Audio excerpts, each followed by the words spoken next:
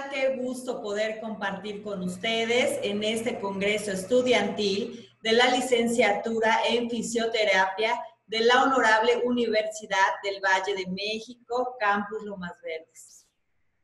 Me presento, soy la maestra en juicios orales, Carla Chavarría, y el día de hoy voy a impartir el tema referente a la pandemia virus COVID-19 y derechos humanos.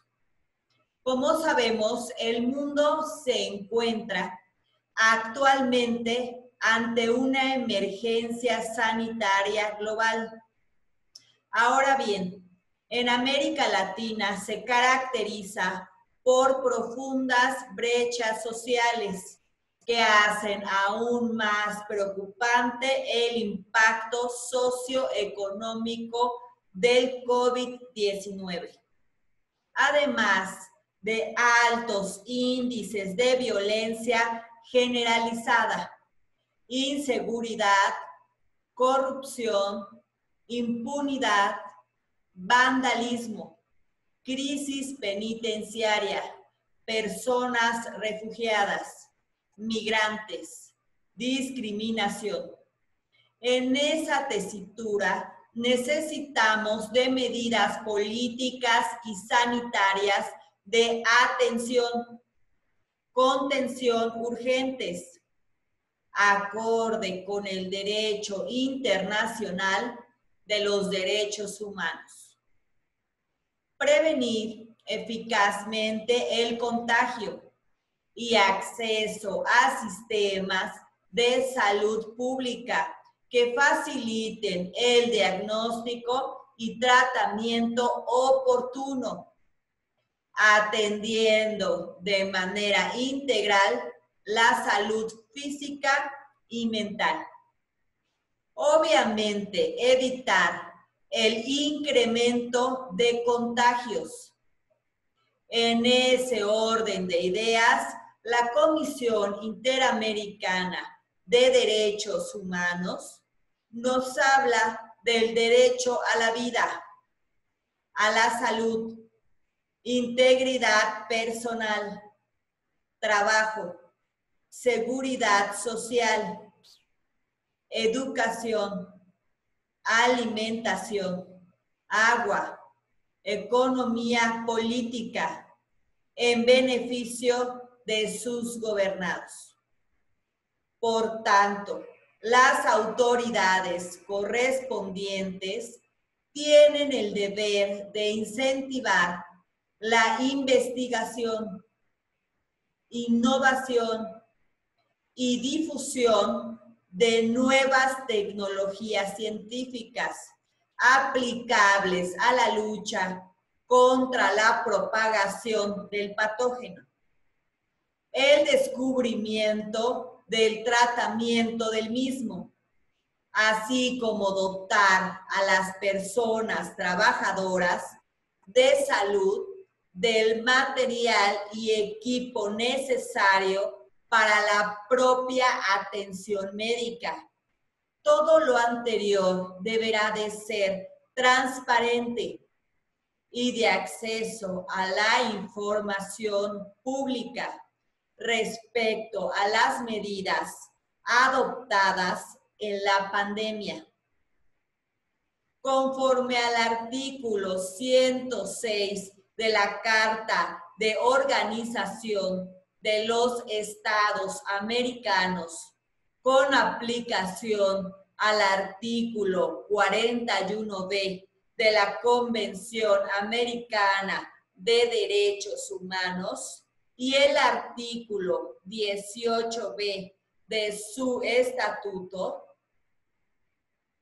es importante destacar que la Comisión Interamericana sobre Derechos Humanos formula las siguientes recomendaciones: proteger el derecho a la vida, a la salud, integridad de todas las personas, adoptar planes, de recuperación social y económicos. Prevenir contagios. Brindar tratamiento médico adecuado.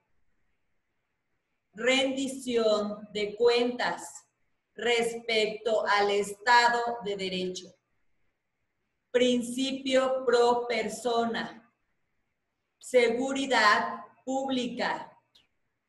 Protección social mediante el otorgamiento de subsidios y medidas de apoyo económico viables. Asegurar ingresos económicos de todas las personas trabajadoras. Acceso a la alimentación.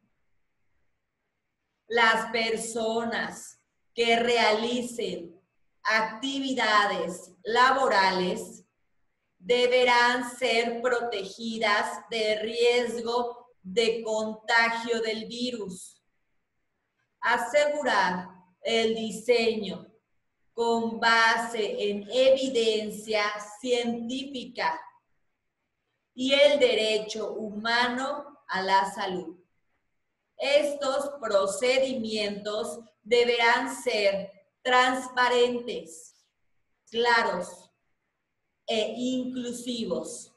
Establecer espacios de diálogo nacional entre gobernantes y gobernados, con la participación de personas expertas en diversos temas, y deberá de estar presente instituciones nacionales de derechos humanos y el sector privado. Asegurar el acceso a medicamentos, tecnología sanitaria para enfrentar la pandemia y se eviten restricciones de medicamento y material. Evitar precios excesivos de medicamento. Abuso del uso de patentes. Asegurar la disponibilidad y provisión oportuna de cantidades suficientes de material bioseguridad, insumos y suplementos médicos para el uso del personal de salud. Fortalecer la capacitación técnica y profesional para el manejo de pandemias y crisis infecciosas. Protección de sus derechos con recursos para enfrentar situaciones de emergencia sanitaria. Mejorar la calidad de servicios de salud. Esto deberá de ser de manera constante y permanente. Disponer, movilizar recursos públicos para hacer efectivo el derecho a la salud y a la vida, con el objetivo de prevenir, mitigar los efectos de la pandemia sobre los derechos humanos básicos de toda la población. Aumentar el presupuesto público para garantizar el derecho a la salud. Asegurar mecanismos de rendición de cuentas y acceso a la justicia de violaciones a derechos humanos. En todo momento se deberá estar al pendiente de las acciones que perjudiquen los derechos humanos. Fortalecer entre estados sistemas de operación relativos a proyectos de inversión. Asegurar que ninguna medida por sus efectos o consecuencias sea contraria o cause graves daños al derecho internacional de los derechos humanos y desemboque en violencia. Abstenerse de suspender garantías judiciales indispensables. Las autoridades deben de evaluar de manera permanente la vigilancia de cada una de las medidas que adopte, favoreciendo en todo momento el derecho humano. Abstenerse de restringir el trabajo, fuente de ingreso. Respetar la prohibición de censura. Abstenerse de bloqueos a medios de comunicación. Garantizar el acceso inmediato al servicio de Internet a toda la población. Asegurar el acceso a la información pública. Las autoridades deberán informar a la ciudadanía dirigiéndose siempre con respeto. Adoptar medidas de atención, tratamiento y contención a grupos en situación de vulnerabilidad. Incluir a adultos mayores en programas de acceso a pruebas del virus COVID-19 de manera gratuita. Tratamiento oportuno, medicamentos y cuidados necesarios. Y deberán brindar así su consentimiento libre e informado.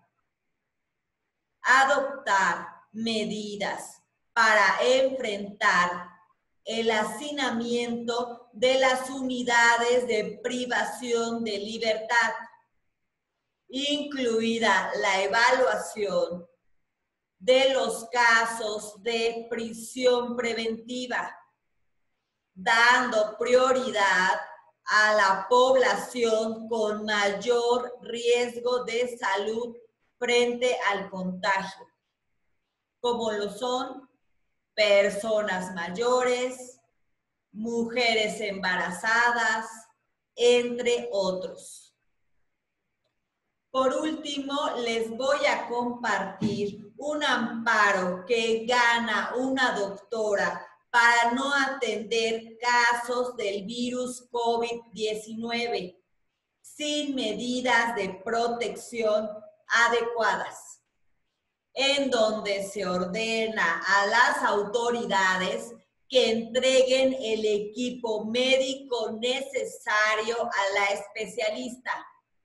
De lo contrario, permitir que permanezca en su casa con su hijo, quienes se ampararon al considerarse como alto riesgo de ser infectados por el virus COVID-19. Dicha medida obliga a las autoridades federales y estatales para evitar que ambos se contagien y se ponga en riesgo la salud de la especialista y la de toda su familia. Lo anterior, conforme al artículo 1º y 4º de nuestra Constitución Federal, incluyendo el desarrollo a la familia, el interés superior del menor. Se destaca que como médico no se le proporcionaron los insumos necesarios. Únicamente se le proporcionó de 100 cubrebocas sencillos para atender pacientes infectados. Además de que se instaló una carpa de plástico para atenderlos, aun cuando es sabido que en ese material sobrevive por más tiempo el virus. Por otro lado, manifestó la especialista que dicha área no ha sido sanitizada, lo que genera un foco de infección permanente. En ese orden de ideas, hasta en tanto se brinde el material necesario para la realización de sus actividades de trabajo, no deberá ser obligada a asistir, siempre respetando derechos establecidos en la Constitución Federal. Leyes secundarias e instrumentos internacionales, en donde destaca el derecho a la vida, a la salud, debiendo garantizar el sueldo respectivo. De no tomarse estas medidas, se causarán daños de imposible reparación y el disfrute de sus derechos humanos, pues es un hecho notorio para la sociedad que la pandemia se extendió a más de 160 países aproximadamente.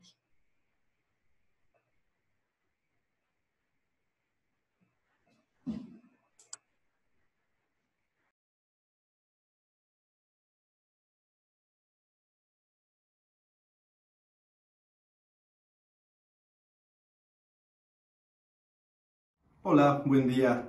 Antes que nada, muchas gracias por la invitación, por la oportunidad de estar aquí con ustedes en este formato a distancia. Mi nombre es Alejandro Silva, yo soy psicólogo, tengo una maestría en psicoanálisis, me dedico a la docencia y principalmente al trabajo clínico con pacientes en un consultorio particular. La presentación que el día de hoy voy a compartir con ustedes lleva por título Teorías de conspiración y lo que revelan de cómo pensamos cuando nos sentimos en riesgo. Como sugiere el título, la intención es hablar de algunas de las reacciones que los humanos tenemos ante situaciones en las que nos sentimos amenazados, como lo ha hecho esta pandemia que ha amenazado nuestra salud y la de nuestros seres queridos. Todos hemos visto cómo muchas personas no han seguido las indicaciones que las autoridades de salud han hecho a toda la población. No se han quedado en casa, no usan cubrebocas, no guardan la distancia cuando están en lugares públicos y un largo etcétera. Una de las razones por las que las personas no siguen estas recomendaciones es hay un porcentaje de ellas que no cree que el virus sea real, que no cree que el virus sea peligroso o un riesgo para la salud pública. Elegir una explicación alternativa a la realidad que nos presentan las autoridades basadas en hechos es una forma de ver en acción una teoría de conspiración, que si fue un virus desarrollado por los chinos, que si es un arma biológica de los gringos, que si es un pretexto de los doctores del IMSS para robarnos el líquido de nuestras rodillas, cualquier otra explicación alternativa a la oficial, podemos entenderla como una teoría de conspiración. Si no creo que el riesgo sea real, que este sea un virus que me puede contagiar a mí, a mi abuelita o a mi mamá, ¿por qué habría de tomar alguna medida para protegerme de ello? Lo mismo sucede ante cualquier otra amenaza sobre nuestra salud. Lo que el paciente piense, lo que el paciente crea respecto a lo que le sucede, a la forma en la que va a aliviarse, a la forma en la que eso impacta en su salud, va a determinar completamente cómo se va a conducir, cómo va a actuar, cómo va a seguir o no nuestras indicaciones, por ejemplo, de pacientes que ustedes puedan atender en el futuro. ¿Qué genera que una persona prefiera creer en una explicación alternativa a la realidad que le presentan los expertos en salud en cualquiera de sus áreas? Bueno, principalmente tiene que ver con el estado emocional que tiene la persona. Es decir, cuando estamos particularmente ansiosos, cuando nos sentimos angustiados, la forma en la que percibimos, en la que procesamos la información, se ve alterada. Normalmente es como si nuestra mente buscara atajos para procurarse de cierto alivio, aunque sea temporal, pero en el corto plazo, como podría ser negar la existencia o el riesgo de contraer COVID. Te puede traer la ilusión y cierta calma de inicio de que tú estás a salvo, de que es algo que se inventaron para controlar a las masas o cualquier otra razón. Es decir, que así como nuestra conducta está determinada por lo que pensamos o por lo que creemos respecto a algo, también esas creencias y esos pensamientos están a su vez muy influidos por nuestras emociones. Los estudios psicológicos que hay respecto a las personas que tienden a creer y a ser partidarias de teorías de conspiración en general, han identificado 4 características típicas que presentan estas personas. Estas características son intolerancia a la incertidumbre, en primer lugar, la necesidad de cierre, ahorita voy a explicarlas, el sesgo teleológico y el gusto por sentirse importantes o especiales. La intolerancia a la incertidumbre es una característica de personalidad, es decir, del modo en el que una persona es, que está muy asociada con la ansiedad. Personas que necesitan tener todo bajo control, saber qué va a pasar, planificar las cosas, que no disfrutan los cambios de planes, las sorpresas y que en general no toleran no saber qué va a suceder, son especialmente proclives a sentir ansiedad. De modo similar, es decir, con una tendencia como a tener las cosas bajo control, es esta necesidad de cierre. En términos psicológicos se refiere como al impulso por saber y por conocer las causas de algo, relacionado con la incertidumbre en términos de no puedo no saber qué es lo que está pasando porque me pongo muy ansioso. Y entonces se buscan explicaciones en muchas ocasiones simples o la primera que esté a la mano para poner eso en orden. En tercer lugar, hablábamos del sesgo teleológico.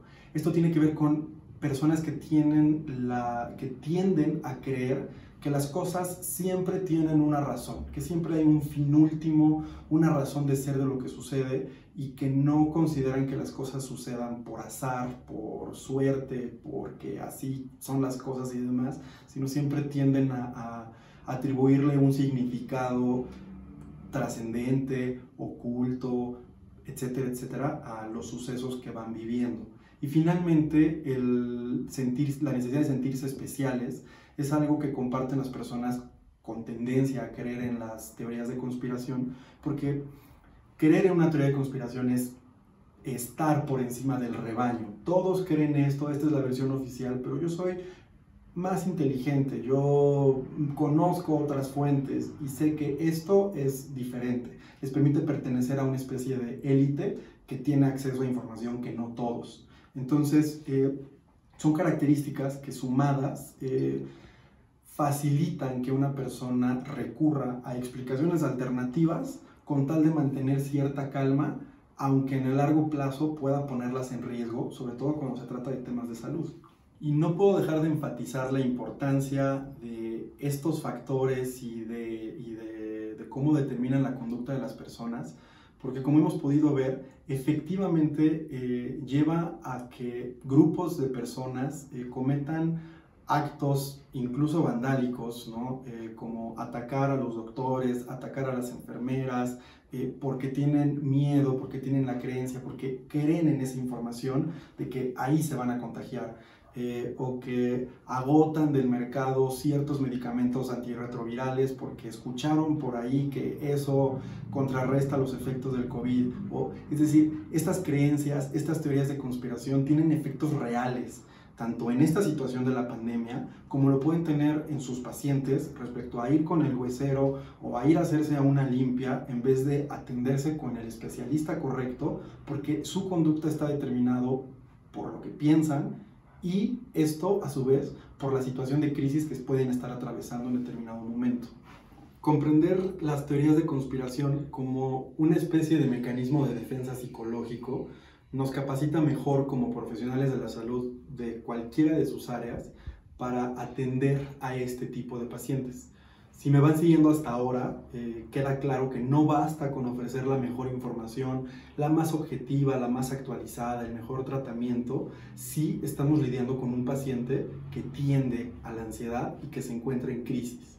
Para atender a este tipo de pacientes, primero hay que escucharlos, hay que identificar qué es lo que los está angustiando de su enfermedad, de su diagnóstico, del tratamiento que se le está proponiendo, mucho antes de proponer alternativas, de regañarlos, de intentar asustarlos con las horribles consecuencias que van a tener si no siguen nuestras indicaciones, porque como venimos explicando, el sentirse ansiosos aumenta las barreras que tienen para lidiar con la realidad que les estamos proponiendo. Para finalizar, quisiera aclarar que cualquiera de nosotros, en uno u otro momento, ante diferentes circunstancias, podría caer en esta tendencia a evadir la realidad, a creer en una teoría de conspiración, y no solamente por la falta de información o porque no confiamos en las autoridades que lo están diciendo, sino principalmente porque somos humanos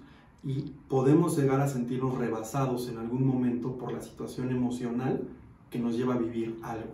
Cuando estemos frente a un paciente, es importante considerar que lo que siente respecto a su enfermedad, lo que piensa respecto a lo que está viviendo, va a influir en el modo en el que pueda llevar su tratamiento. Y esto no se limita a que le suceda a personas tontas, ignorantes o que de plano están locas, sino es algo que nos puede suceder a todos y que hay que estar atentos y al pendientes de eso en nuestros pacientes.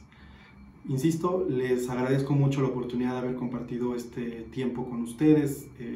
Quedo a sus órdenes para cualquier duda que pueda surgir al respecto y cuídense mucho, cuiden sus rodillas y sobre todo cuiden a sus familias. Muchas gracias.